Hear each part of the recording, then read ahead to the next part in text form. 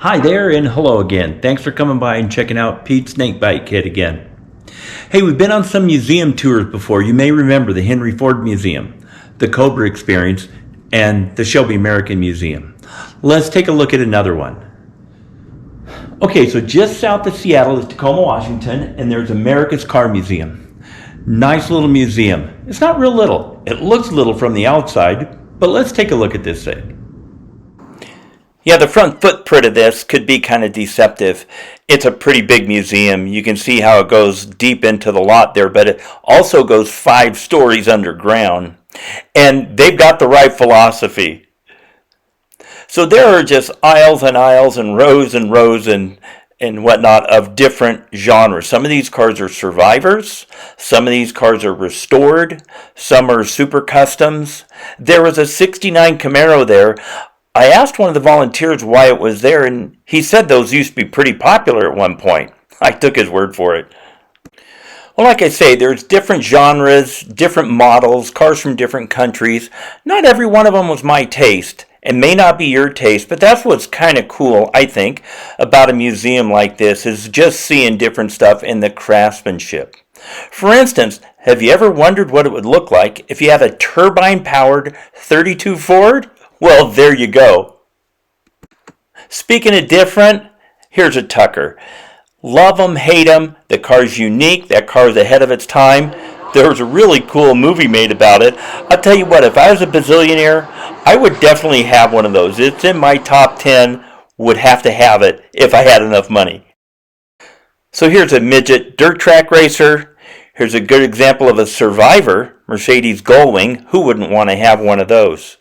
And any good car museum has got to have a garage where they're working on a car. I thought that display was pretty cool. I love motorcycles, especially dirt bikes. It was neat to see a few cool motorcycles there.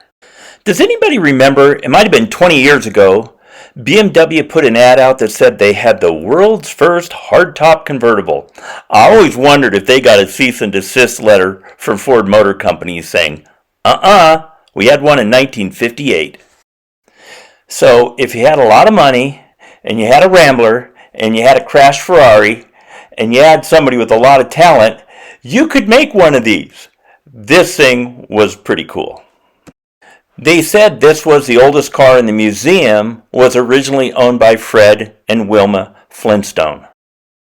So here's a really cool looking Formula car. It may be a Formula 3, I'm not sure, but mid-60s example of fine European road racing craftsmanship. How did picture my F-150 get in there? The De Tomaso Pantera. Great looking car. 351 Cleveland. Got to work on one of these and got to drive it a bit. Not my happy place owning one of these, but I still like looking at them. Now, Boss Ford 29, this would be my happy place owning one of these. It'd be a driver though, and it would make a lot of power because these things can make some serious power. My brother had this exact car. It looked exactly like that. Same colors, same options, same interior. Would love to have that one again.